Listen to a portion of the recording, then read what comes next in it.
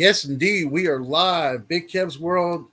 I'm Big Kev, joined by Mel here, and we are inside the square circle with the galactic champion of the world, Nate, the effing great. Reigning champion of the galaxy, you might actually say. Because if it was galactic champion of the world, it would seem kind of petty. It would seem kind of small. So So how's it feel after seeing the first episode of episode 8 of the wrestling show? honestly, I could not be any more prouder of the fact that it went off with such no hitch, went off no problem. And once again, Ministry is proven that they are a force to be reckoned with, and we're here to stay. All right, first question: how does it feel to be the main champion on the wrestling show? Honestly, it is one of the best feelings in the world right now. Not only do I have this beautiful championship that I can always go home with, and not gonna lie, might be the one thing that I cuddle with in bed because why the hell not? I'm not weird like that. Yes, I am actually, and I don't care. But to be honest, it's one of those things that one of the best feelings because for a long time I didn't think I was going to make it to this point, but when that moment happened and when that final 1, 2, 3 happened and raised my arm, belt was just put on my shoulder, it just felt like just such a huge weight not only was lifted off, but also just a great feeling of being like, yes, finally I've made it. And you basically knocked off Matt the Jedi Jones, right? Am I not That is mistaken? correct. For a full year, he and I had been feuding, which, in all honesty, is crazy because a lot of people know him as feuding more with his wife, Kate. So it was really interesting to have somebody come from the outside world come in and make such a splash that I did. But I don't want to be one of those guys that's just going to be in the background, that's going to just let the opportunity pass by. I'm one of those guys that says, if I see an opportunity, I go for it, I take it, and I make the most of it. And hardcore season was definitely the rise of Nate the Effing Great. So how did you get involved with the wrestling show? Like how did it all come about? So we got involved because we have a mutual acquaintance, Matt and I, in Wyatt from Notebook Entertainment. I talked to Wyatt about doing a possible uh, FML, F My Life kind of video where it was going to be wrestling themed. And he said, I have this friend who actually is doing a bit of wrestling deals outside and doing some stuff like that. So he gave me his contact information. I reached out to Matt and it kind of took off from there. We just said, let's just have a deal where, you call out me and we'll just see what kind of happens from there. And it just evolved. And I think that one of the best things was when we finally locked horns, it turned out to be one fan actually said it was probably one of the best matches that they ever produced in a long time. And even one of them said, get syndicated, get some TV channels, get something like that. It made such a huge impact because now it's just like, wow, we're getting new people in here. This is kind of interesting to say the least. And also it helped that I won. So This question I'm about to ask is not on the actual question thing. I'm just kind of curious. The wrestling show, what and I asked Matt and Kate this question, but what sets the wrestling show apart from say like AEW, WWE, and all that? So I think it is the fun aspect of it that sets it apart, but I think it's also very contained when it comes to creativity. Like there's a lot of places that have creativity that goes out the window. Everybody has a say in what they have to say. And I would have loved to have some moments like that, but there's a lot of moments and there's a lot of people backstage that will definitely have trained me to basically be like, hey, some of these ideas are good, but you might want to also tone back on there because there's still some other people that would love to get, that opportunity to shine just like you did. And they're right. And I've definitely kind of grown a bit ever since starting off with it, where I wanted to have this idea go forward. I want to have this idea go forward. Now I'm just kind of like, what makes more sense to me to the point where nobody's getting like completely buried on the show? And we always find a really good compromise to it. And I think that's what really makes it great is that, we've seen a lot of the heat that Matt and I have on screen, but behind the scenes, great guy to work with. They seem like really great people to work with. But They can be. Matt also does have an ego at times, but I think you kind of knew that at your on the interview that you had with him. Yeah. Now, who was your? But How long have you been a wrestling fan in general? Like, all your life, let's or move on. Thing. It's crazy because I actually was asked this question not too long ago, and I was originally going to say 14 years, but I'm like, wait, no, that's wrong, because I've been a wrestling fan since 2004. And I'm realizing now, 17 years, holy cow, that I've watched wrestling. Majority of it was WWE, but then as time went on, I definitely exposed myself to TNA, Ring of Honor, New Japan, and now AEW, and really just finding that love. And I think that there was a point where I was kind of in like a dulled kind of segment for wrestling where, I still loved watching it, but I felt like something was missing. And then when I went to StarCast, that's when the passion just immediately erupted again. And I was like, yes, I'm in it for the long haul. there is something special about. There's something good about AEW. I have to admit, though, even though I've been doing a little troll stuff with some of these AEW fans a little bit because they get a little upset about you can't criticize AEW for just a little bit because they really will come after you. Um, Right there. Number 4, who was your idol in wrestling growing up and now current?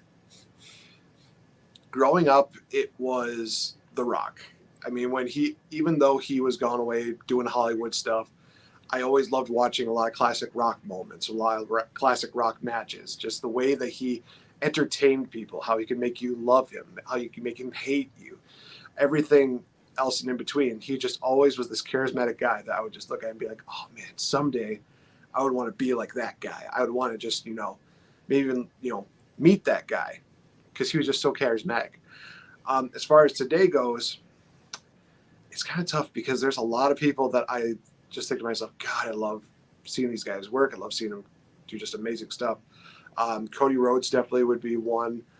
AJ Styles, the phenomenal one, just so absolutely fantastic. Finn Balor. Some people are kind of off the bandwagon for him, but I still love Ricochet. I still remember him as Prince Puma in Lucha Underground, which was his ideal best run in wrestling, in all honest opinion. God, if I had to pick one. And now CM Punk is back in the wrestling world. Are you kidding me? This guy was one of the guys that I always watch Raw every single week, being like, what's Punk going to do next? God, what's Punk going to do next? Oh, he's going to beat up John Laurinaitis. Yes, everybody wins. People power. Oh God. That was probably one of the worst times in wrestling when they had John Laurinaitis as a general manager on Raw. Number 5. Number 5. So where did the name Nate the Effing Great came about? I just came up with it on the fly, brother. No, I'm kidding. So, there's going to be so many impressions going in during this show.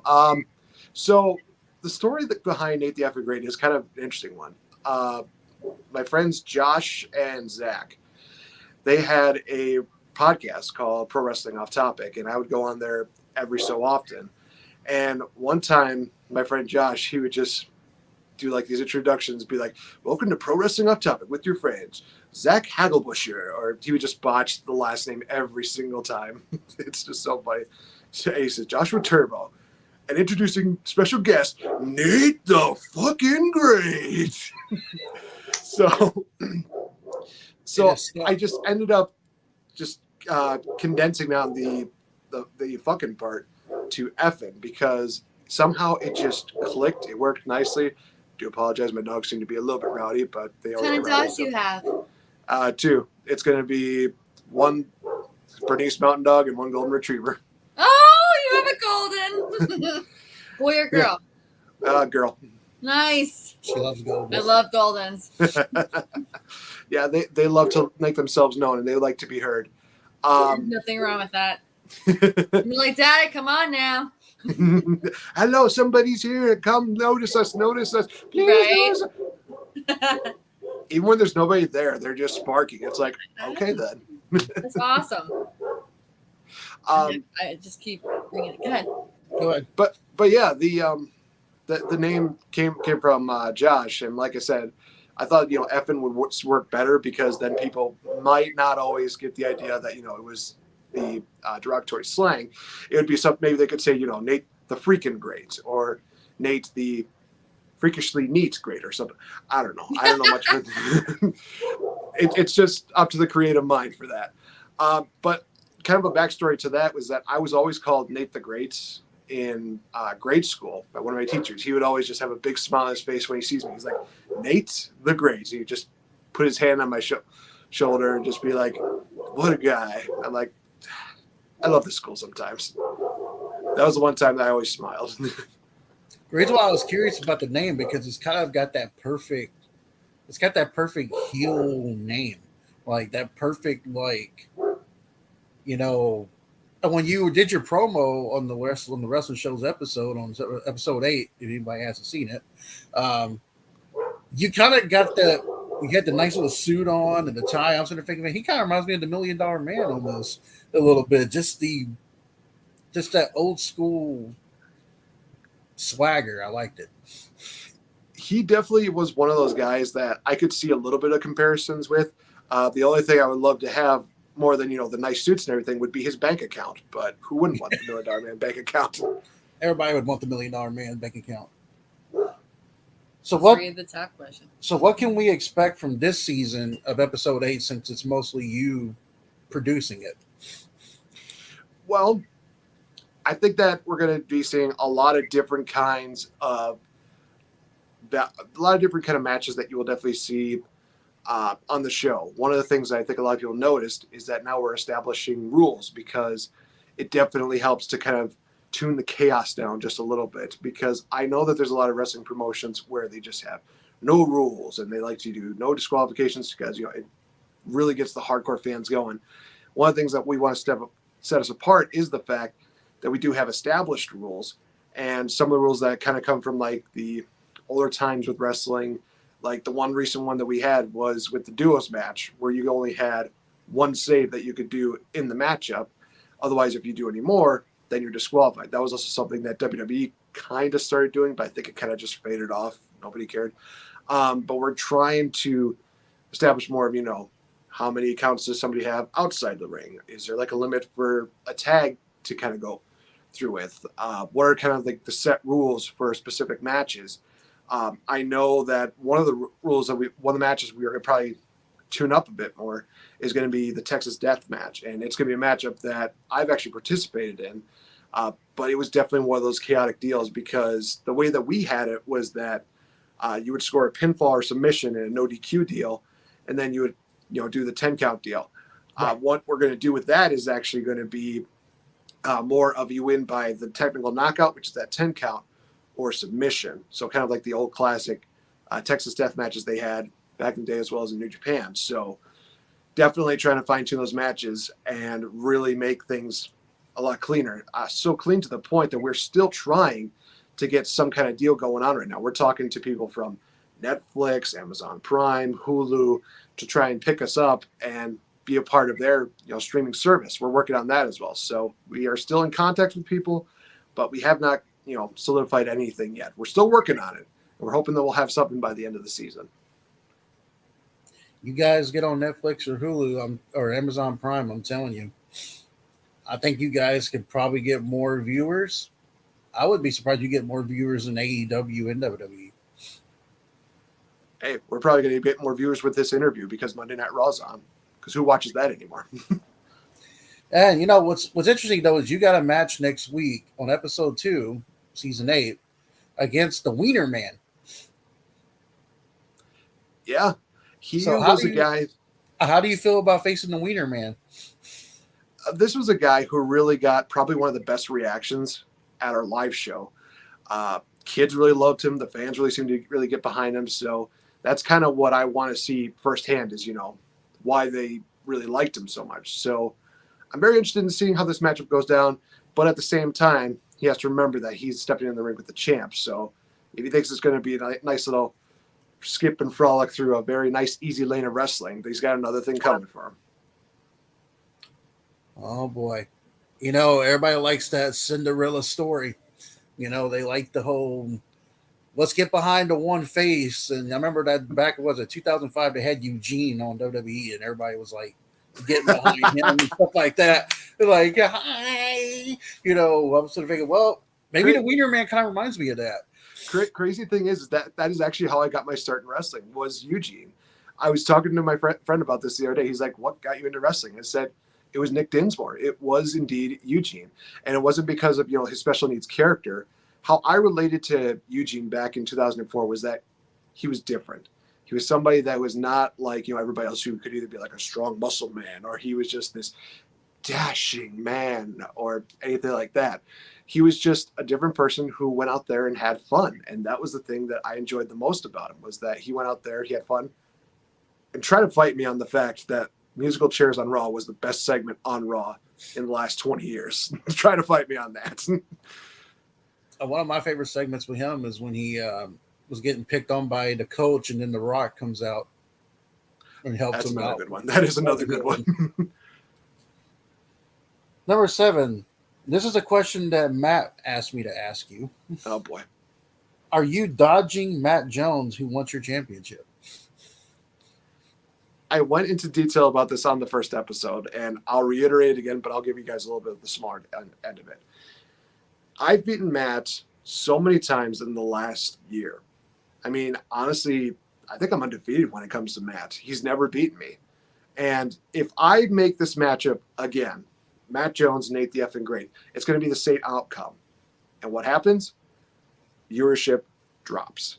Because nobody wants to say the same thing over and over and over again, because it gets repetitive or it gets annoying. We're here for the ratings. We're here to make what wrestling show great again. So am I dodging him? No. I'm thinking about this from a business perspective. And if he's going to be butthurt about it, I don't care. I'm the champ. I run the show. I make the rules. He doesn't like it. There's the door.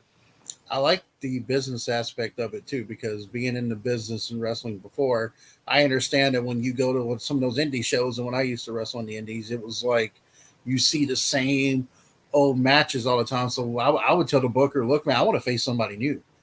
I want to go out there. I want to wrestle somebody new, like all the time. That's how I wanted to, because I wanted to make sure everybody saw something different. You can only see, Rock and Cena so many times. You can only see Rock and Orton so many times. You can see Rock and Austin Hart. The list goes kind of on and on with that. You can only see that match so many times before you're kind of like, it's getting kind of stale. Obviously, the only reason why, Matt versus Kate gets so many views is because there's always something different to it. If there's something different to it, it's going to be successful. But if it's going to be the same outcome between me and Matt, nobody's going to want to see it. The very top one. What do you do, or what ritual do you do to prepare for a match or video? Like, what gets you in the mood?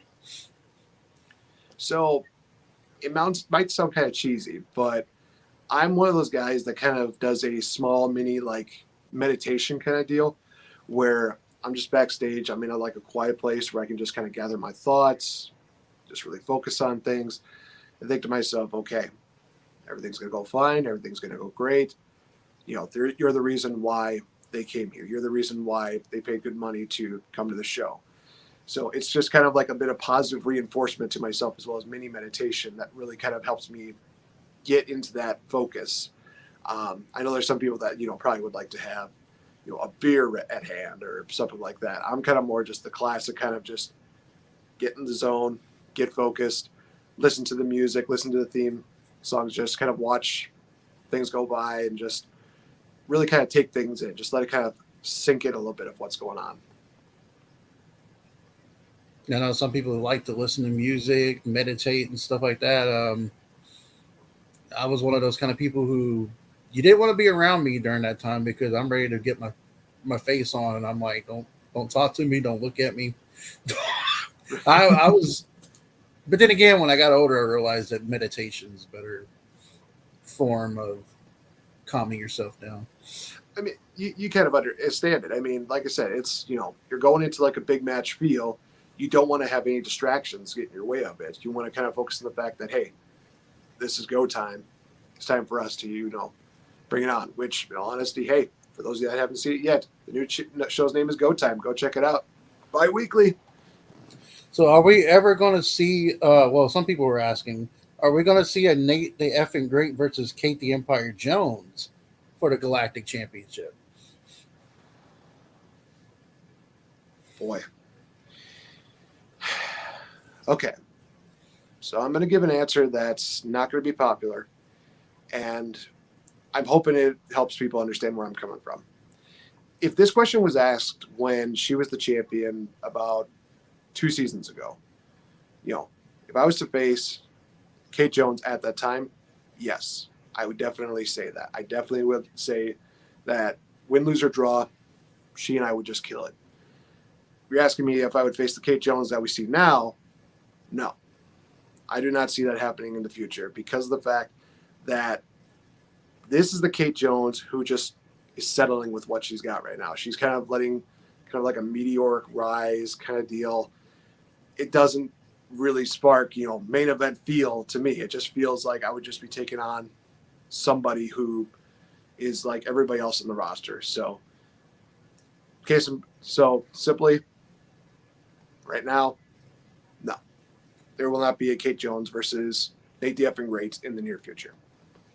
Do you think Matt is purposely holding her back, possibly?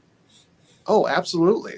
The fact of the matter is that Matt is the anchor that's holding her down. The only reason why he's a success is because of her. I mean, you look at some of her videos and some of his videos, and it is them working off each other. But they also have to realize the fact that when Matt comes, push and shove one-on-one, he obviously can't beat me, and he's not able to beat so many other people. When it comes to some of the one-on-one matches that Kate's have in recent memory, she hasn't really had a good record for it. And it is because of the fact they're letting each other get into each other's heads. And yes, I know they're husband and wife. I understand that. I'm not dissing that at all. But at the same time, they're both losing focus. When you lose the focus, you fail. Now, I know some fans are probably hoping that one of them gets to face, or Kate gets to face you, because if I'm not mistaken, you have suspended their son from. So I'm going to clear that up right now. I did fire Aiden at YouTube Mania 4. But after some consideration, I have definitely been reevaluating that decision. And I can tell you that there may indeed be a point where you will see Aiden back on the wrestling show in the near future. What his role will be, I can't say right now. I'm working that out right now, talking to the higher powers, seeing what might do. Because like I said, he was a liability. If we would have injured that kid, the show would have been done. I was not going to allow that. That's why I had to do what I did. Some people still hate me for it. Fine. I'm the bad guy when it comes to that. I'll admit it. But sometimes you have to be the bad guy when you make these business decisions. That's just the way it works. Sometimes, hey, being a heel, maybe he might be carrying your bags for you. I consider that. I did consider him possibly as a valet, but he's too young for that, so that wouldn't work. So, what is your hobbies outside of the wrestling show? I love doing podcasting. I've done interview after interview with a lot of people. I've interviewed grown-ass women. I've interviewed legends. I've interviewed superstars. I've interviewed ass kickers. I've interviewed a lot of people that have been rising up in the ranks here in Wisconsin. I love getting the chance to just pick the minds of these wrestlers and really get to know the person behind them. It's just absolutely an amazing deal. Some of the other things I like to do, I like to game. I'm a big fan of some of the classic, WWE games. I still think that WWE 12 is one of my favorite games of all time, just because of the creative modes that they had for that. I also love Assassin's Creed Black Flag. That's one of my all-time favorite games. I just love the aspect of it being a pirate and you're just sailing across the oceans, just going through mission after mission. It's a lot of fun. Getting able to do, random sports every now and then is always fun. I'm a board gamer. I'm just kind of a mixture of everything when it comes down to it. Speaking of Assassin's Creed, I'm an Assassin's Creed 3 fan. I like 3, and I like Black Flag. Um, as far as WWE games go, I always tell people I like 2K14 because you were able to create a show, and you were able to create segments in that show, and you were able to create your own finisher, which I thought was really awesome. I think that's what was lacking from 2K right now. No, I definitely do agree with that.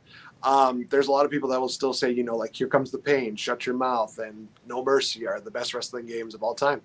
Or WCW, NWO Revenge. That is true. That is also true. They'll say that one too. So if you were in the WWE or AEW, what would be your actual theme song and your finishing move? So my theme song would be Fights by Orleander, which was actually from WWE 12. And I've loved that song ever since it came out. It's always been one of those theme songs that I've been kind of wanting to get into, my wrestling gimmick and my wrestling theme. Obviously, the one issue that would be a part of that is copyrights. That's the only thing that's holding me back right now. If it wasn't for the copyrights, I'd be playing that song everywhere I went. As far as my finisher, man, I've just really started loving really enjoying the Dominator that, Lashley did and that Ron Simmons did. I really started liking those. But if I had to pick one finisher, it would definitely be the Rock Bottom. Because it pays homage to The Rock. It's always a good finisher. That's actually not a bad move. I mean, you could call that what you could do, and this is just a suggestion, maybe you can call it the game changer. I could definitely do that. I know that a lot of people have definitely done like the standing Uranagi, like Samoa Joe and Umaga, which, God, they look really devastating when they do it. So who knows? Maybe I'll just add that to my arsenal in the future. What is your favorite thing and least favorite thing about Wisconsin?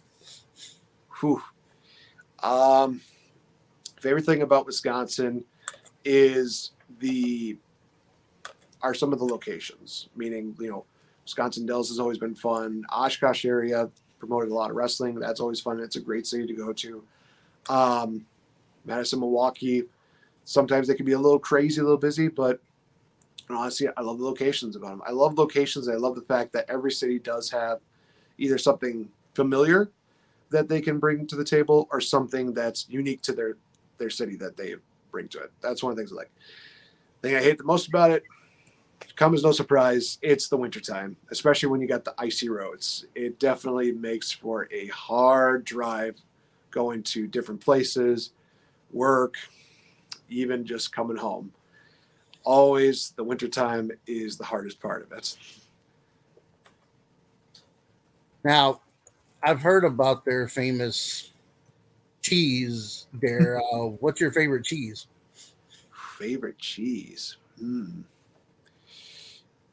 an American boy, but you get me a good cheese curd, I'm happy. I'm a happy, happy man.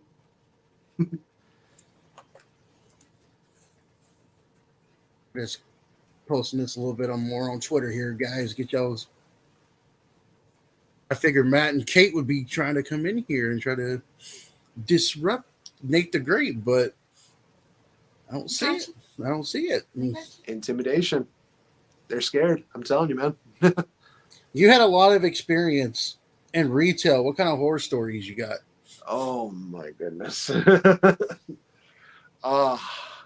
done it for 3 years. I get it. I do have at least two that I could talk about. One was during my time with T-Mobile, and one was with my time with Walmart.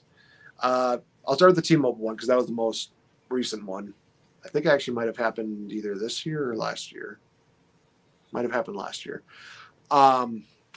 So obviously during the height of this pandemic, a lot of people were forced to unfortunately wear masks. Some people, surprisingly enough, are not okay with that. So this was one of the first times I dealt with one of those people. They were not okay with it. Basically, he came in with his kid, probably like 7-year-old daughter, I want to say. And we professionally and politely let him know. I let him know. I said, "Sir, do you have a mask?" He said, no, I don't. And I told him, unfortunately, I can't assist you unless you have a mask. And I just remember him saying, well, you can go fuck yourself. I'm like, wow. My manager came out and he just said, and he's just like, excuse me. And the guy actually squared up to him, like, you got a problem? It's like, yeah, do you have a problem? It's like, you told me I had to wear a mask. Like, you do have to wear a mask. It's part of the deal. Why don't you go fuck yourself too? And the manager told him, get out of my store. Get out of my store right now. And he did. We never saw him. I think we might have also reported him for that because there was just no call for that behavior. That was one of those things where it's like, wow, just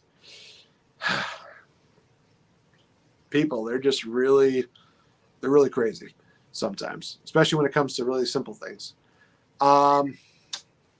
Crazy story about Walmart, man. One that really comes to mind was one that actually gives a little bit more of like the shine of, the good side of Walmart. Because I think a lot of people definitely do think that Walmart is basically Satan incarnate when it comes to retail and everybody is going to sell out to Walmart. Well, I could say I'm one of those examples where that is not the case. So I started out as a cart pusher at Walmart, and I was out pushing carts, and I find this watch. I take the watch into the customer service desk. Let them know, hey, I found this. Do we have like a lost we found that we can put it? And they're like, yeah, we'll put it off the side. About 5 to 10 minutes later, a gentleman comes into the store. And he's like, hey, did you happen to see like a watch or anything like that? It's like, yeah, I actually brought one up to customer service. They might have it for you there. And he goes, a couple of minutes later, he comes back. He is so just beyond happy that we found his watch. He just said, oh, dude, thank you so much. Hey, come inside. I'll buy anything for you. I was like, no, I can't do that. No, come on. Let me buy you something, man. Let me buy you something. Just like, your gratitude is more than enough. I'm very thankful that you got your watch back, and I'm very thankful that, everything worked out. He's like, are you sure I can't buy it? He's like, I honestly can't. It's not even one of those things where it was against policy. It was also just one of those things where I couldn't do that. As a person, I couldn't be one of those people that just said like, oh, I got this for finding a watch. It's like, I just can't do that. I don't think I could have lived myself with that. I just told him, like I said, your gratitude is more than enough. I think I should have even said to him, if you want to show me more gratitude to me, you go to my manager, you let him know what happened here. I didn't get a chance to, but I wish I did, because that would have been awesome. But he was very thankful. He was very happy. One of the highlights of it. See, I worked at Walmart for a couple of years too, and I can honestly tell you, and you might understand this, what I'm about to say. A lot of people don't understand that they don't hire just people for select areas. They want you to do everything. Mm-hmm. It's not one of those things where, hey, I'm just going to work in electronics. No, it's everything. And they don't train you very well. And one of my horror stories at Walmart was you had 5 different bosses telling you what to do. I mean, to me, that was horrible. 5 different perspectives. Is there any other like stories from like retail stories you've had where you've seen like customers fight like on Black Friday or anything to that nature? Yes, I do actually have a story about that. So to your point, there was a point where I had to actually get on a register. And at that point, I had a pretty good idea of how to work a register. So we had registers that were filled up with people from one side of the store to the other. So we had to actually open up a couple registers at a couple spots in the store. And the one that I got with was in the pharmacy section. So in front of me is a racket of just towels, and they are still wrapped up in plastic wrap. And we're waiting for the countdown for them to open it up. And what I remember seeing next is that just when they give us the okay, one of my coworkers, she just starts cutting into the plastic, not even probably like 2 or 3 inches, and cutting into it. As soon as there was just even like a tiny bit of plastic cut off, here comes a swarm of hands that are just coming in. And all I see was my coworker just going, and me and my other coworker at the register were just like, did we just watch our coworker die? Thankfully, she survived. She survived. I saw her like crawling out of the mesh, and she just gave like a big thumbs up, like, I'm okay.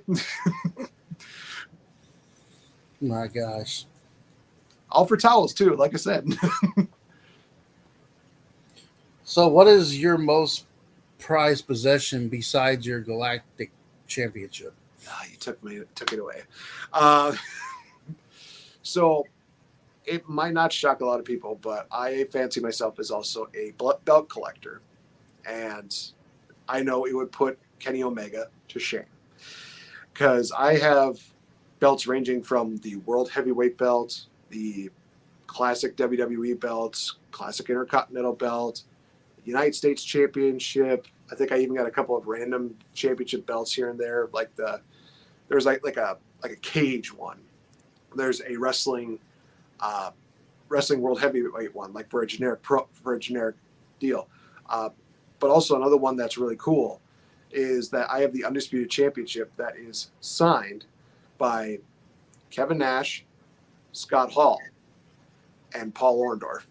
And the funny thing about that was that Paul Orndorff, when I met him, he said, "Oh man, you gotta have somebody sign off on that to raise the value of that, man." And I just said, "You're right. That's why you're signing it." He was like, "What? Are you sure?" It's like, "Yes, I'm sure. I'm totally 100% sure. You're a legend, man. You're Mr. Wonderful." Yeah. I mean, so yeah, he signed off on it. And there's probably some people who are like, "But he was never WWE champion." Yeah, but that just shows he should have been, in my mind.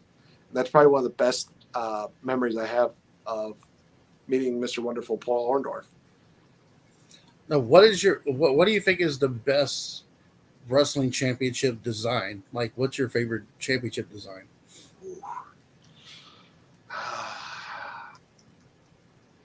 To make it easy, you can pick two. As it stands right now, I really do love the current AEW World Heavyweight title design. I think it just looks like an actual championship belt that people want to go for. I have a replica one that actually feels just as heavy as the real ones, and a lot of people who have just put it on their shoulders like, "Holy crap! How did you even get this?" Like, overseas, man, they know how to make belts. They know how, and so far, I have a good relation with them. Not from Saudi Arabia, but still. So, but I also really loved the TNA World Heavyweight belts before they changed it over to the Impact title belts. That one I really liked more, and I was able to get a replica of that as well. But a lot of people, of course, I know they love the Winged Eagle, the Globe. They love the classic Undisputed Championship, stuff like that. There's even people that love the Spinner. I had that for a while, and I sold it after a few years. I just couldn't do it. I couldn't handle it. I actually would love to have the old. Well, they still have it now, but I would like to have the NWA Championship. Oh, that's that one's nice, really nice. It's got the little flags on there, and I think it's really cool. So, if I could ever get one, that would be one I would definitely treasure. Well, I'm sure it's on eBay for a cheap knockoff price, but. What is the worst injury you've gotten in wrestling so far? So, honestly, I think it did actually happen the night that I won the Galactic title. I was setting up Matt to do a overhead belly-to-belly suplex. And unfortunately, what had happened was that when I went back to throw him over, I rang my bell a little bit. I hit the mat a little bit hard. So it was kind of one of those things where it was like half body going into autopilot, half of it being like, okay, I'm in the moment. I know kind of what's going on right now, but let's just remember what's going on. Remember where you are. I think I even remember telling people after the match, like, I think I might have like a minor concussion or just my bell rang. And I actually remember, Matt's mom, God bless her heart, she actually said, "You make sure that you tell Matt to call me, let you know how you are." I'm just like, "I will, I promise." And I stood up for maybe an hour after the show was over, maybe 2, just to make sure that, I didn't have a concussion. But everything seemed like it worked out fine. Went to bed, woke up, Head was feeling better. Head was feeling nicer. So I said, okay, Matt, tell your mom I'm doing okay. No concussion. Just probably got my bell rung a little bit. What's the worst injury you've seen from other people in the wrestling show? Oh, boy.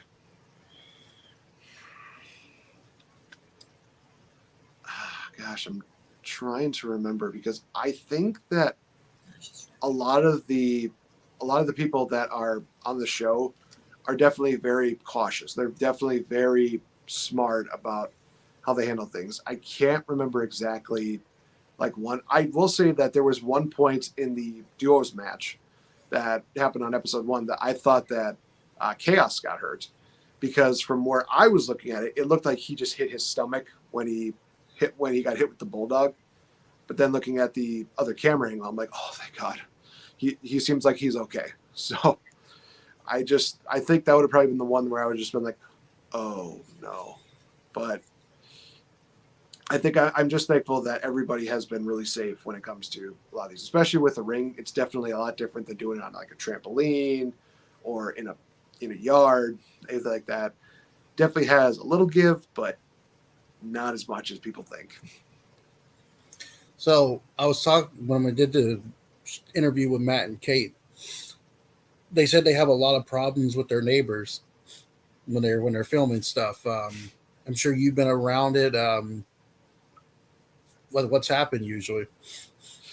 I can't really say that I've had the experience of knowing like how the neighbors are, but I will say that anytime that we've done the matches at playgrounds and certain areas, we're always kind of looking out to make sure that nobody's calling the cops, nobody's doing anything to raise suspicion that we're doing something illegal, because we're not. I've been more a part of that realm of it, of being like, okay, so here comes family, we should probably move our stuff a little bit over so we don't have them kind of worrying about what's going on with that. And if they kind of look on, there's usually somebody that just kind of coasts over there. It's like, oh, we're recording a wrestling show, so it's fine. Nobody really hates each other. It's not like a gang fight or anything like that. It's all cool. There's been, I think it's been like one group of people were actually kind of watching us wrestle, so it was kind of cool to have like a little mini crowd during one of the matches. Yeah, they were telling me when you guys did the WrestleMania one that there was that the indie people didn't treat you guys very nicely, so to speak, or that's what they were telling me. Oh, I think that they might be talking about the match that they had at the live show last year. I do remember those stories about that because, and this is something that I'll even go on the record saying that I understand that if you are honing your craft and you are trying to make a name for yourself on a wrestling circuit, I understand that if you are the hardest worker and there's somebody that is less talented than you that are put into that they're put in that spot, I get that. So for me, it'd be like, if I was replaced in the main event with Nick Gage, I will definitely go on the record to say I'm not a Nick Gage fan. If he was in the main event replacing me, I would have offense to that. But I will say this, that with Matt and Kate, they've been creating more of a splash with wrestling than any other promotion that I've seen in Rockford. In all honesty, I've not really heard that much of an uproar when it comes to Wisconsin, to Rockford wrestling. And, just hearing the fact that there's still so many like backstage politics and so many backstage, bullies that just think like, well, we deserve better. Well, we deserve this. And then hearing that they do the same match over and over and over again, going back to what I said earlier, Yep. Too much of the same thing means that you're just going to lose people. And if they're not changing it up, and the promoter says, well, to change things up, we're bringing in new people into this, and they're going to main event, then maybe you should actually reevaluate and look in the mirror and say, hey, am I actually doing everything that I can? Are fans actually enjoying my matches? And if they can look at themselves and say, hey, I'm doing everything I can, that's fine. That's on them. But if they can't do that, that's their problem. So now it's time for the rapid fire, putting Nate the effing Great in the hot seat now. So now Right. we're getting into the nitty gritty. Yep. So I asked Matt and Kate this question. I'm going to give you the opportunity. It's kind of a two-parter question, but if you had an opportunity to punch somebody in the face in the wrestling world, who would you want to punch? Easy two. Vince McMahon, Hulk Hogan. So why Vince and Hogan?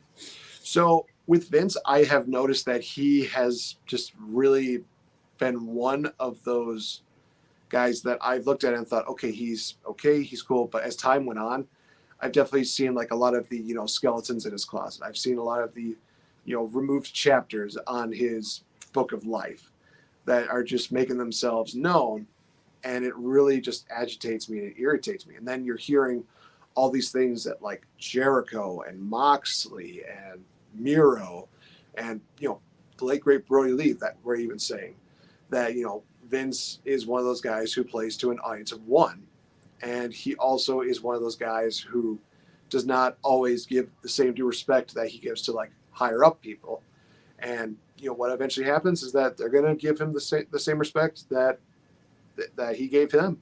I mean, it's documented.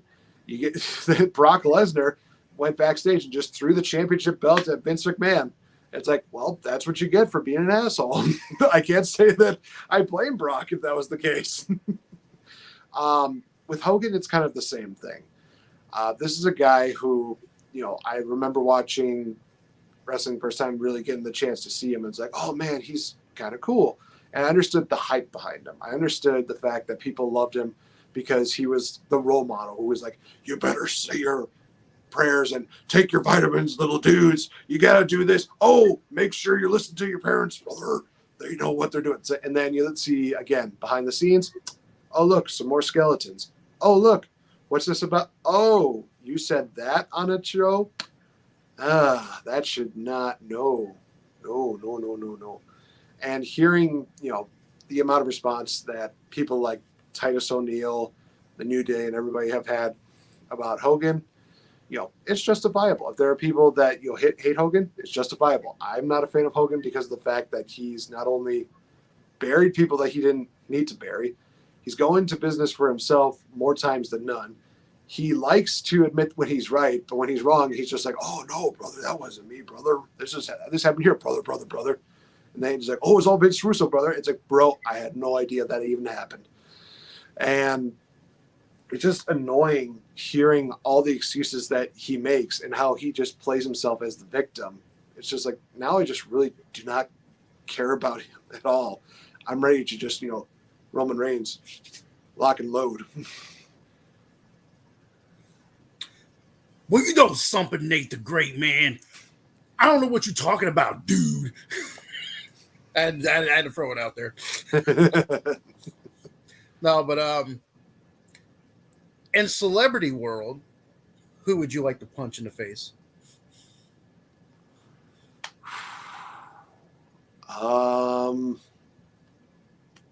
Celebrity world. That would mean it would have to be somebody who I really despise more than anything itself.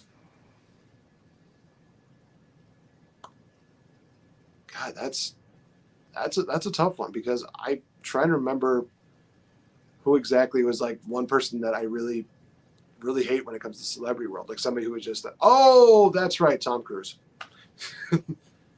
So why Tom Cruise? I've seen a lot of the things that he's done, and definitely, Scientology has not helped him out at all. Definitely shows that he has a massive ego that thinks that he is just God's gift to the entire world. I just don't like him. He just has one of those faces where it's just like, oh wow, you seem like a total douche, and then he opens his mouth and it's just like. Tom Cruise seems, the way he belittles people behind the scenes makes me want to punch him too. I mean, I'm in agreement with that one. And when you were saying about Vince, I was realizing that when that man ever dies, if they ever do an autobiography movie of him, that movie's going to be interesting. well, you see, there's no way out of it. You can't just bury things under the rug, man. You can't just do that. It's just not going to work out. You see, people think that they knew the real Macho Man. But unfortunately, they didn't until that Dark Side of the Rings episode came out. And I realized, listen, Elizabeth, she definitely deserved better. Oh, yeah. Speaking of Elizabeth, and do you think speaking of Macho Man, do you think there's any truth to that whole rumor that him and Stephanie McMahon did something?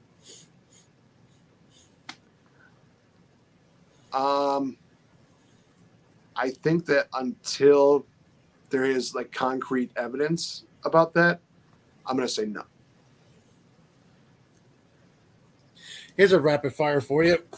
What is, I know that you talk really nicely about AEW, but what is something about AEW that you don't like? A lot of false finishes.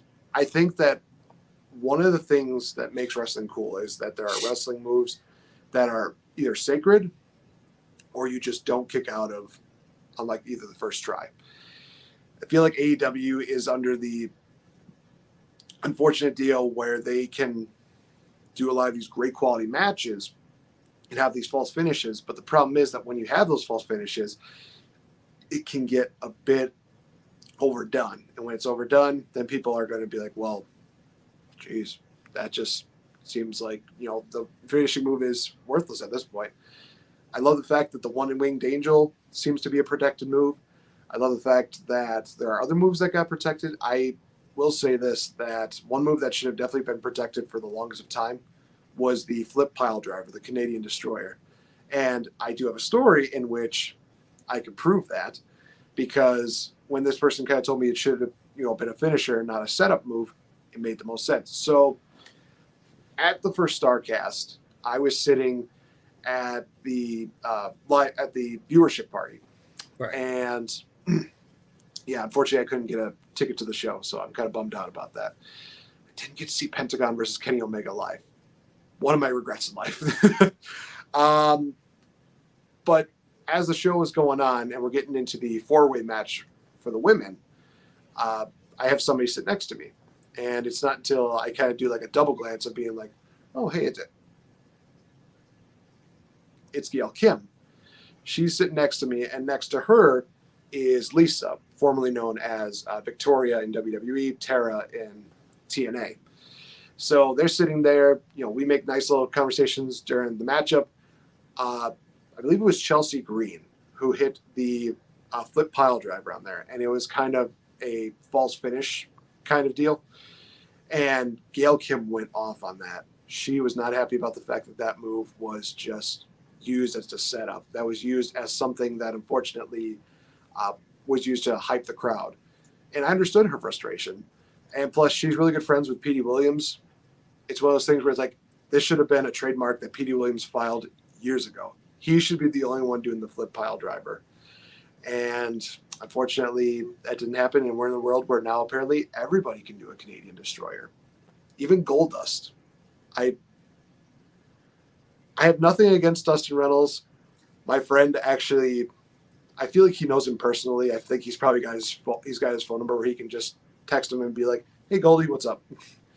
I just never think of Goldust or Dustin Reynolds doing like a Canadian Destroyer flip pile driver, no matter his age. Let's just get that across. It's not one of those things where it's like, well, is it because he's an old man? No, it's like no matter his age, even if he was doing it at like middle 90s, late 90s when he was big, I just do not see him kind of doing that. So the fact that AEW does not, hold certain moves, sacred, and they do a lot of those false finishes, it definitely does hurt them. It does get annoying at times. I'm actually going to have to agree with Stone Cold. I watched one of his podcasts, and he said the problem with wrestling, and he said AEW and WWE both, is all these wrestlers are trying to do all their move sets in one show instead of saving it for the pay-per-view when it's special. And I see it on both sides of the coin. But most AEW fans you can't say that to, because they'll be like, get you, you can't say that. But I understand what you're saying. Yeah, Petey Williams definitely should have kept that Canadian destroyer power driver. I mean, he's probably one of the best I've seen do it. I actually remember at AEW Revolution that some random girl was just yelling back towards my direction, talking about Nyla Rose, being like, "You say that about Nyla Rose? That's disrespectful. You're a douche," and blah blah blah blah. And I'm there, you kind of looking at her, and I think there's other people are looking at her, and it's just like, who even said anything about Nyla? I didn't hear anybody in this section like say anything bad about her. Are you just trying to stir stuff up? What are you doing? So I'm gonna this will be a good one for you. What's your thoughts on intergender wrestling? Do you think it belongs, or do you think it doesn't belong? So, I was raised in a family and in a background where it's not nice to hit women, and it's one of those things where it would be consumed as disrespectful.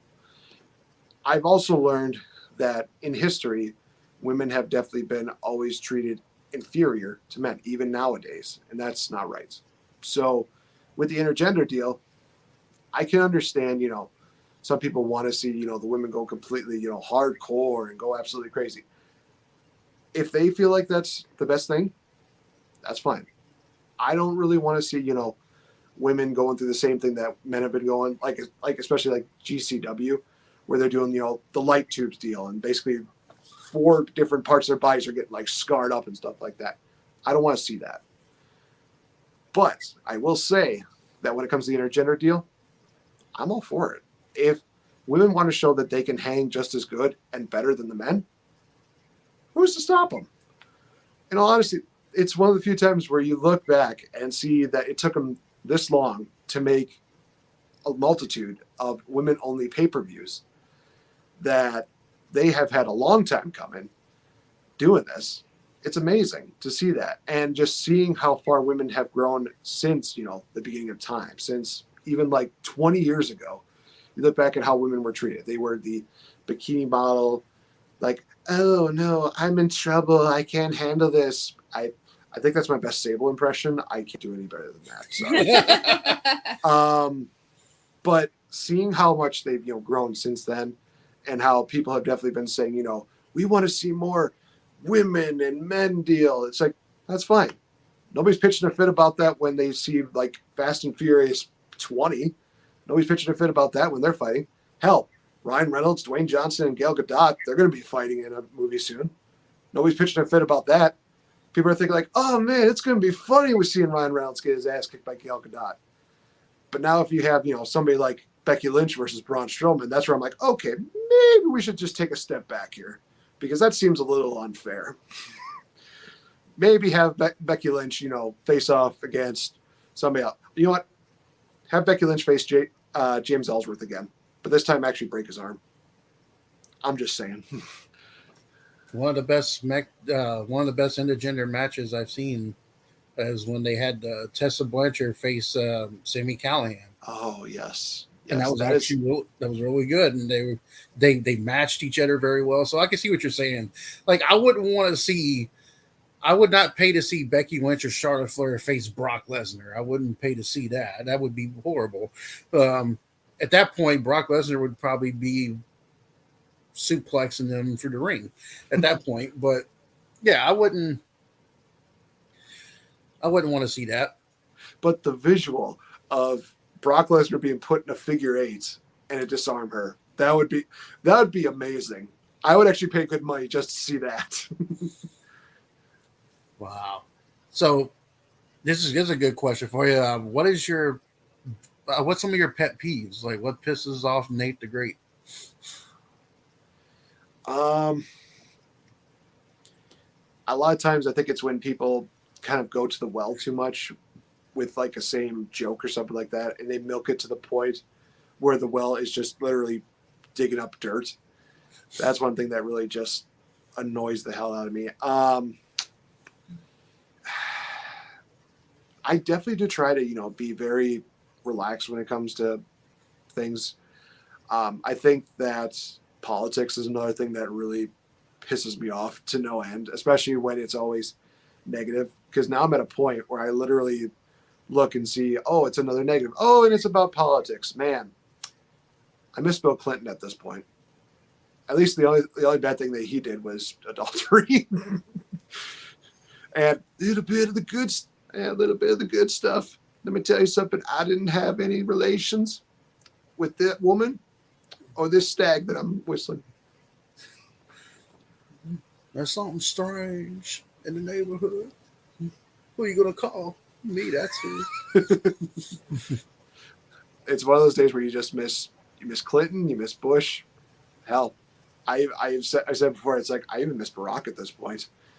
I mean, the guy, he made history, and there's a lot of controversy, I guess, with him. But at the same time, he didn't make America hate us, so he did his job right. Yeah. Now, what's your favorite holiday? Favorite holiday? Oof. Well, I'll say my least favorite holiday is Valentine's Day, especially when I'm alone. But as far as favorite holiday goes, honestly, I think it's Thanksgiving. I really love that we take a chance to just put away every negative that we have in life, and we think about the good things that have happened in life, whether it's something that's happened over a course of a day or a month or even the course of the year. Just being able to just sit down, eat food, and watch a little bit of football. That's tradition. That's how life's going. And to even have family around to be saying like, oh man, I really feel thankful about this, and just thankful the fact that I have people that love me and stuff like that. I think that really makes it a very special holiday. I know a lot of people love Christmas, but everybody surpasses Thanksgiving because Halloween's over. Hey, let's break out the snow. Let's get the lights up. It's like, don't you want to have like one day of thankfulness? Nope. We're going into Christmas. You're lost. What's your favorite Thanksgiving food? Ooh. I definitely do love the cranberry dessert that some people make. It's like a cranberry stuff mixed with marshmallows, that kind of stuff. Oh, geez, that's so good. Absolutely good. Some people might say turkey. It's a little too dry for me sometimes, but cranberry side is just one thing that always hits the spot. What's your favorite? What's some of the what kind of music do you listen to? Like what does Nate the effing great listen to? So I will say this. One thing that I will say to a lot of people, I will listen to anything except polka. Polka drives me up the wall. I guess you could also consider that also as a pet peeve. As soon as I hear polka music, it's like, no! I'll jump out a car window into traffic. I'll jump out of a plane and be like, no, I'm not listening to no polka. I love rock. I love the listening to a lot of like the classic or modern day WWE theme songs every now and then. But I really do love musicals. A lot of the musicals like Hamilton, Phantom of the Opera, Joseph and the Amazing Technicolor Dreamcoat. A lot of musicals, show tunes. Those always really just make me just kind of just feel zen and feel relaxed. What are some of your favorite movies? Avengers Endgame definitely was by far number one. Still is at this point. It's going to be very, very hard to beat that. Braveheart, yeah. But also the Spider-Man movies with Tom Holland have definitely been hitting home for me. I do love the Homecoming one. I think that there's so much good stuff, good writing when it happened with that. And it might get replaced by No Way Home because, geez Louise, they brought in Doc Ock from Spider-Man 2. So it's like, okay, we're doing this. We're going to have fun with this movie. And they're bringing back the original Green Goblin in it. And they're also bringing in both the original Spider-Mans. Oh, my gosh. I mean, if we're bringing in William Dafoe in this, that's going to be crazy because this guy went from being the original Green Goblin in Spider-Man to being an extra in Aquaman. Now he's back as Green Goblin. So it's like, man, you have had a really good, interesting roller coaster of a career. But I'm not complaining. What kind of style movies do you don't like? Do you not like drama? Do you not like horror? What's that's a tough one because I've had my eyes and my mind open to so many different movies.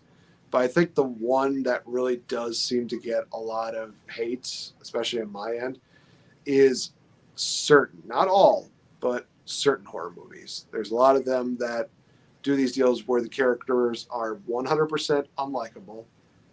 The kills are absolutely stupid. The killer is either just really lame, doesn't know what he's doing or what they're doing, just absolutely just mind-boggling. I will say that there has been one horror movie that made me almost walk out of a movie theater. It was that bad. And it was the Slender Man movie. I think I remember thinking 1 hour in, okay, so how much longer is this movie? About another hour and a half. Oh, man. Well, maybe I should. I've already made it this far. Maybe it'll get better after this. Movie's over. Well, there's 2 hours of my life I'm not getting back. Who would be your dream opponent? Dream opponents. So I'll divide this up into two different deals. I'll go professionally here in Wisconsin, and then professionally like nationwide. All right. Here in Wisconsin, there's a guy by the name of Joey Jet Avalon, who is absolutely one of the best that this state has ever produced as far as a wrestler goes. The guy, he's large and in charge, but he also is able to do so many great, he does a springboard cutter. He can do super kicks. He does a Claymore kick. His finisher is a package pile driver like Kevin Owens used to do. It's brutal. His gimmick is just amazing. He'll walk around with a shovel, and his catchphrase is, "Who wants to see a dead body?" Yeah, I like that. That's cool. That's awesome. He's never been proven to kill anyone, but there have been dead bodies that have surprisingly surrounded him, and he always comes in with a bit of a bloody red shovel. Just leaving it at that. As far as who I would love to face, like mega professionally, I would honestly have to say would be AJ Styles. I loved his in-ring work all the way from TNA, and getting the chance to actually talk to him, I think it might have been last year actually. I got to do one of those nice little meet and greets via video chat with him, and he is as nice of a guy as you can imagine. Loved talking to him, loved saying thank you for everything you've done. I've monitored your career throughout all the ages. And he was just like, dude, the fact that you've mentioned those things in like chronological order shows how big a fan you are. I really do appreciate that. Otherwise, a good close tie would also be Finn Balor, Prince Devitt, because why not? Maybe Nate the Effing Great versus the Demon, and I'm dead. That's going to be an interesting one for you, too. I know we were talking about intergender wrestling, but if you had a chance to wrestle any woman, who would it be? If I had the chance to wrestle any woman? Any woman. Oh, boy.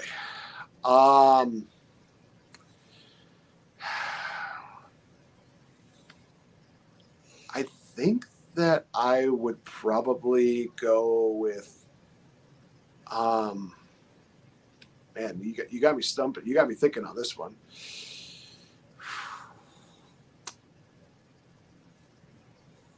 I think that me and Rosemary would probably put up a pretty good fight. I am a huge fan of hers. She's an absolutely amazing person to meet, and I just love the character that she presents on TNA. She just absolutely kills it, and I would just again love to see what she and I could do. Although I think it would end with her blowing mist in my eye and then just guillotine choking me out. But hey, it would still be an entertaining show. One of the best people I've ever saw that did the mist stuff was the Great Muda. It was that right there is the cream of the crop there when it comes to spray. Now, do you? I was going to ask you. I don't know if you watch sports or not, but what's some of your favorite sports teams? Favorite sports teams? Well, son, I got to tell you, it's got to be the Packers, the Brewers, maybe some Badgers, maybe some of those people that are over on the other side. Oh yeah, maybe the Bears, because they like to give me 1 beer, 2 beers, 3 beers. God, you're gonna make me an alcoholic. You ask me how many beers. I honestly do think that the Bears are overlooked so many times, and they're definitely still a better team than the Detroit Lions and the Vikings. But then again, the Vikings and the Lions really suck, and there's a reason why they haven't won a Super Bowl yet. You're damn right. I tell you what, though, everybody seems to be hating on the damn Green Bay Packers. What? And they got that damn good ass beer. But what teams do you don't like? Like, what NFL team that you really just can't stand? Well, if I had to pick a team that I dislike the most, it would have to be the Vikings, because they suck. As we always call them sometimes on Vi Queens. the Yes. Vikings. Yeah. The Vikings, yeah. Now, I know we talked about this off air on Facebook, but I know you went to that new stadium in Las Vegas. You, Matt, and Kate went to SummerSlam. How was the experience as far as SummerSlam, and how would you rate that stadium? Whew. All right, so I get to tell this story out more in public. So, SummerSlam as a show was great. I think that maybe there's some matches that could have probably been left off, or they could have changed a couple things. But I will say this: one of the best things is recording Matt's reaction to Lashley beating Goldberg by a technicality, but still one of my favorite videos to record. And seeing Cena versus Roman was absolutely amazing. I will say this: they definitely excelled the matchup that they had years ago on No Mercy. So the thing that I hated the most about this was the fact that the stadium itself had technical glitches that were going on. And what I mean by that is the fact that they apparently had problems with the registers. They had an issue in which their systems were down, and I did not seem like they had a backup processor software or something like that. Right. Unfortunately, what ended up happening was the fact that they basically took a long time processing orders, to the point where they just ran out of time. They stopped selling beer, but they gave away free food. Problem is, food was stale. It was cold. It was just not to the point of being edible anymore. So that was where it got to be rough. So as far as like a full rating on this, I would definitely say, producing the show was great. Stadium experience itself was definitely a failing grade. I would definitely give that a solid D+ on a scale of stadiums. There's a reason why I'm not going back to Las Vegas, and I will say this: I think that Allegiant Stadium was one of the reasons why. The other reason was because of the dry heat. I got dehydrated so fast in Las Vegas. It is hot there. It's I have a buddy that lives there, and he tells me when it's the summertime, What happened to the camera? you want to basically drink as much water as possible when you go there. You might as well just have a fluid hooked up in an IV to your vein, the entire thing, so that you don't end up like I did. Because I think I remember being passed out for a majority of them, and people saw the Instagram post that Matt and Kate had where they were out exploring the town at nighttime, stuff like that. And there were actually some of my friends were asking, did they just leave you at the hotel? I'm like, no, dude, I was spent. I was done. They wanted to have fun. That's fine. My body was just like, nope, we're not going anywhere. We're sleeping. I know we were talking about how Matt and Kate said one of the best experiences they had with SummerSlam is not knowing that Brock was going to show up. And I was sitting there telling people that even though it's cool to see CM Punk back, if they would have not said anything, and then that music would have hit, I think his return would have been even 20 times better than what it was. I can agree with that to a point, but I can also understand why they did it.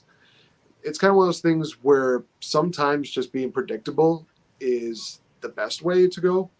I mean, they already mentioned the fact that they had signed him, and you're right. Had they not mentioned who had what, when he was going to show up, it probably would have gotten a bigger pop and a bigger reaction. But the fact that they knew the presence that CM Punk had on the wrestling world definitely made people think, well, if he's coming back, we got to see what he's going to do. Is he going to talk crap about WWE like everybody else has been doing? Is he going to just talk about, any specific stars in AEW like he would do back in the day? What would he do with that? So I think that's one of those things where it's kind of a double-edged sword. It's like, yes, one end of the spectrum probably would have given more ratings. Other end, I don't think that they could have pulled out a bigger rating than what they did on that night when he came out. If this was if you had your last day on Earth and you knew you were gonna, if you knew you were gonna die 24 hours, what would be your last meal?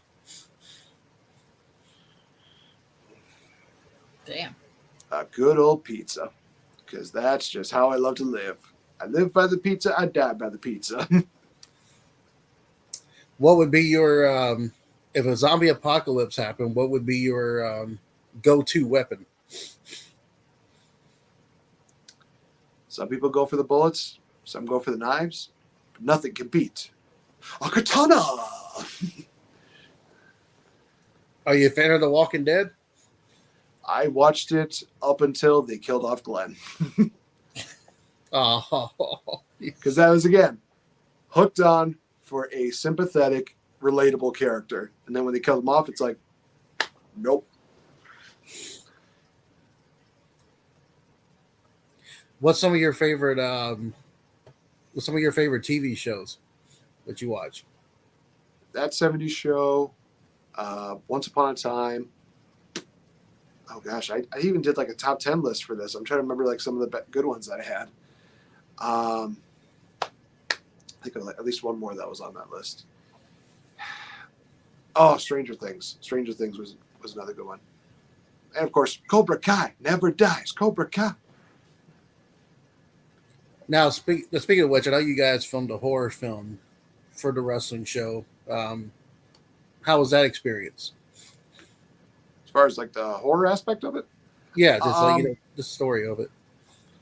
So, unfortunately, I missed out on that because I was definitely working and my schedule was still kind of full with, paying bills and such like that. So, unfortunately, I never got that chance to be a part of it. But I can say this, and I think this is the first time I'm actually going to go public with this. So, you get the exclusive for this.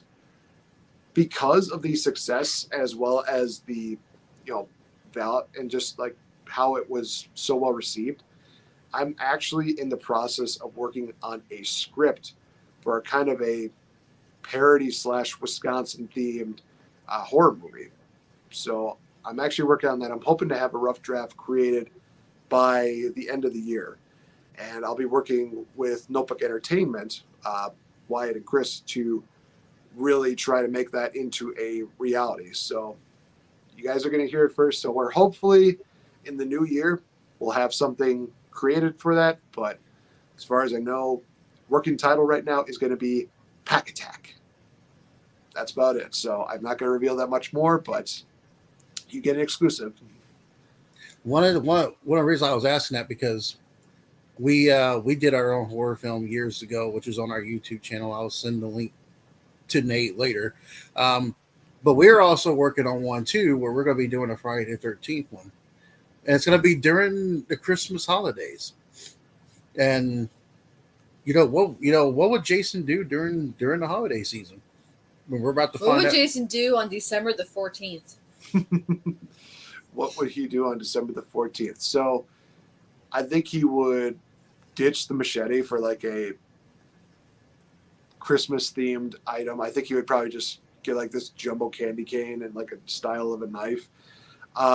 He would obviously choke somebody out with Christmas lights because there's no other way to really no other way to do that. Probably would take a carrot off of somebody's snowman's face and just impale it in somebody's skull. I could see that. I like the way you think. The reason why we're asking is because she usually writes the scripts and she does that with a glass of wine and a couple of cigarettes. But I'm playing Jason in this. I've always played Michael, so I get a chance to actually be Jason. And I was thinking of new creative ways to kill. Now you just came up with the Christmas lights, so now that's good. I like that one. and maybe put like a Santa hat on Jason. This would be kind of funny, just for one scene. That would only work if somebody was one of those stupid characters who's like, "Yo, dude, you gotta get in the Christmas spirit." They just take that Santa hat off, and it's got to be like one of those annoying Santa hats where it's like jingles and it's got like music playing. So just when he puts it on, he doesn't even have to give like a second thought. Just stabs the guy, and they just looks at it, puts it down, stomps on it. So Matt and Kate said the reason why they did not come into this chat is because they are watching the Rolling Stones, but they said they will get to you later. Yeah, I'm sure they will. I did hear rumors that they were probably going to be at a concert, and of course it was going to happen on my time. I give them the respect to hear what they had to say, but there's a reason why I'm running the show. There's a reason why I'm the man. I'm the champ. There's a reason why I'm the best thing in the wrestling show. And that really says the most about it. You know what, honey? I know we talked to Matt and Kate about going up to, Rockford next year. Maybe, just maybe. Oh, so we're going to do a road trip. Maybe, just maybe. To Illinois and Wisconsin, right? Maybe, just maybe, we have to talk to Nate the effing Great. Maybe we can work out a deal and maybe work on his side, possibly. Because, I do a really bad, devastating spear. And if I did it, it would be bad for somebody. There you go. Well, the ministry is like a family, and we're always open to those who are willing to open their minds and just enjoy life. That's something that we can do. But I think if we're going to be wrapping this up, I'm going to do something a little bit interesting. So it's going to be a little bit of a shoot on the fans because of the fact that there's still going to be people that are saying that this person deserves a shot, this person deserves a shot, this person deserves that why is he being this person? Why is he doing all this good? Now I'm just getting frustrated thinking about it. Fans are criticizing just because they are not getting their way. The reason why I am doing the things that I am doing for you fans is because of the fact that you need somebody to tell you no. You need somebody to be that parent that's going to let you know that you're not always going to get what you want. We can't just spoil you like Matt and Kate did for all of those years. If we were to spoil you every single day, then you would get everything that you would want. You would get everything you would expect. And the fact is, I'm again that person that's going to say no, no, no. And you need to understand this one thing. I'm just going to make sure that we get this nice little close up right here. I'm going to learn how to do this. Is that this is day 64 of the never-ending galactic run of Nate the effing Great. And that is something that everybody is going to have to get used to, is the fact that Nate the effing Great is the champ. He's going to stay that way forever and a day. Until my last breath, I am holding on to this championship. If anybody tries to get in my way, try me. Try me. I dare you. There is nobody that's going to take this title belt away from me. The interview's done. Well, hold up, Nate. Come back for a second. All right, fine. I got a couple minutes. Did that belt look really good? The belt look shiny? It did. It did. Yeah. It's been a long time since I've been in the ring. 20 by 20 ring inside a square circle. If I come to Rockford, I don't know. I'm looking at that title, and I'm kind of thinking maybe, just maybe, I may have to talk to Matt about this.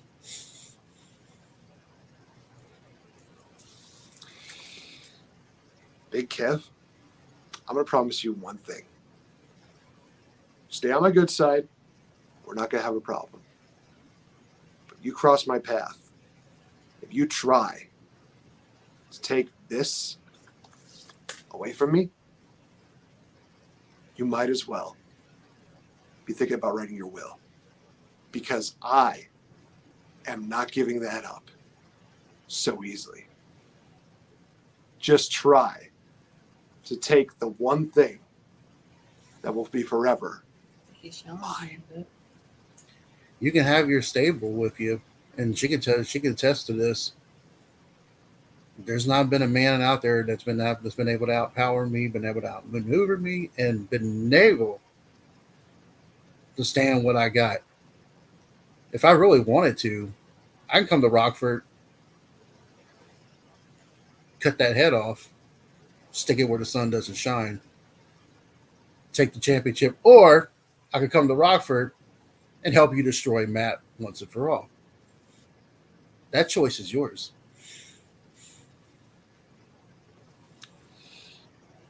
You just hope that it's the latter of the two.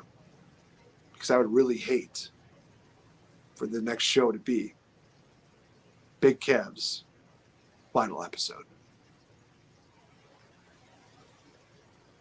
Well, we have Nate the Great here, wrestling inside the square circle. Nate the effing Great, the Galactic Champion, 64 days running as champion. That's impressive. And I know that no fans didn't really want to write the questions because they didn't want to give you the respect that you deserve, which I feel like you do deserve respect. You are the champ. You deserve respect. I'm saying that. So for you fans who didn't send any questions and stuff like that, shame on you. Shame on you. Really. And for Matt and Kate, we'll have them come on air. We're going to get some more people from the wrestling show to come on to Inside the Square Circle. We're working on getting Courtney the Insane Peterson on here, and we're going to work on getting some of the guys on here. Maybe we might get your whole entire stable on here. Work something out. But Nate, we want to thank you for bringing up the time. I know you're a busy man. You got a lot of autographs to sign, take a lot of pictures and stuff like that. But we appreciate your time. It's been a pleasure. Thank you for having me. And to anybody else that comes on the show, good luck topping this.